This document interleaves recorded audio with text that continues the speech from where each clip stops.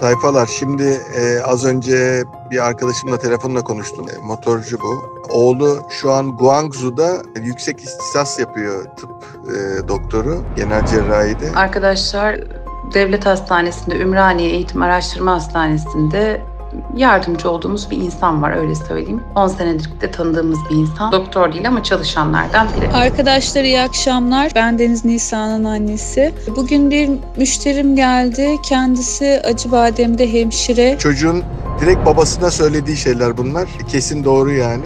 Artık bunun abartmak, bilmem ne, hurafelik bir tarafı yok.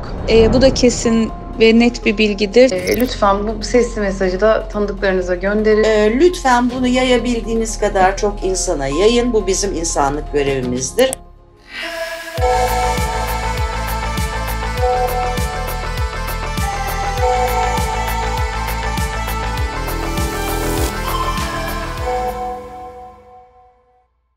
Tıp okuyan bir arkadaşımın oğlu, bir müşterimin, kızının hastanede çalışan tanıdığı, kuzenimin kardeşinin sevgilisinin doktor arkadaşı. Liste uzayıp gidiyor.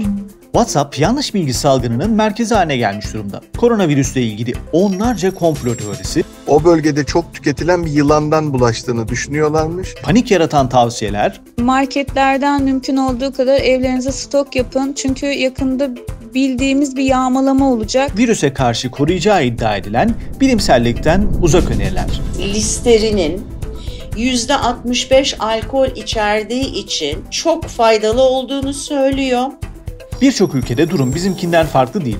Oralarda da Pentagon'da çalışan kuzenler, hastanede çalışan arkadaşlar var. Teyitçiler WhatsApp'ta yayılan yanlış bilgileri Facebook ve Twitter'da olduğu gibi hızla tespit edip doğrulamakta zorlanıyor. Çünkü WhatsApp kapalı bir platform. 180 ülkede 1,5 milyar kişinin kullandığı uygulamada konuşmalar kişisel ve şifreli. Ancak mesajlar bir konuşmadan diğerine, bir gruptan ötekine iletilebiliyor. WhatsApp, yanlış bilgilerin uygulamada kartopu gibi yayılmasının önüne geçmek için kullanıcıların aynı mesajı iletebileceği kişi ya da grupları 5 ile sınırlandırdı. Platform salgınla birlikte yeni bir önlem daha aldı. Artık 5 kez paylaşılan bir mesaj aynı anda birden fazla kişi ya da gruba iletilemiyor.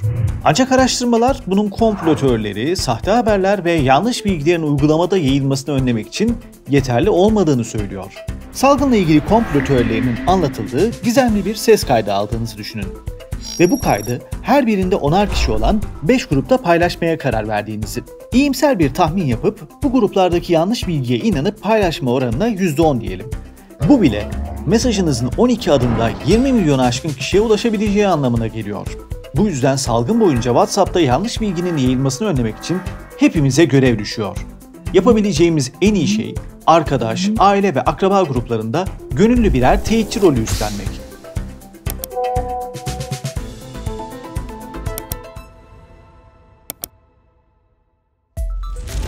WhatsApp gruplarında bir bilgi paylaşmadan önce mutlaka resmi kaynaklardan güvenilirliğini kontrol edin.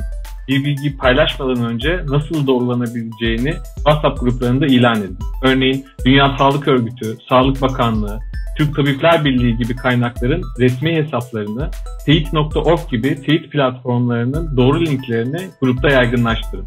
Bir yakınınız yanlış bilgi paylaşıyorsa empati kurun ve neden bu bilgiyi paylaştığını anlamaya çalışın. Eğer paylaştığı bilgi yanlışsa herkesin içinde değil, özelden uyarın ve doğrusunu önce onunla paylaşın. Aşağılamaktan ya da incitmekten kaçının. Paylaştığının neden yanlış olabileceğini sohbet içinde anlatın. Teyit stickerlarını kullanın ve sorgulamaya teşvik edin. Acaba doğru mu sorusunun paylaşmadan önce yapılacak ilk iş olduğunu hatırlatın. Arkadaşlar merhaba. Bir arkadaşım söyledi. Kendisi Pendik Eğitim ve Araştırma Hastanesi'nde görevli. Ona da yine aynı hastanede görevli bir başka hemşire arkadaşı söylemiş. Bu Pendik Eğitim ve Araştırma Hastanesi'nin hemen acil girişinin karşısına yeni bir kebapçı açılmış. Tavsiye ediyorlar.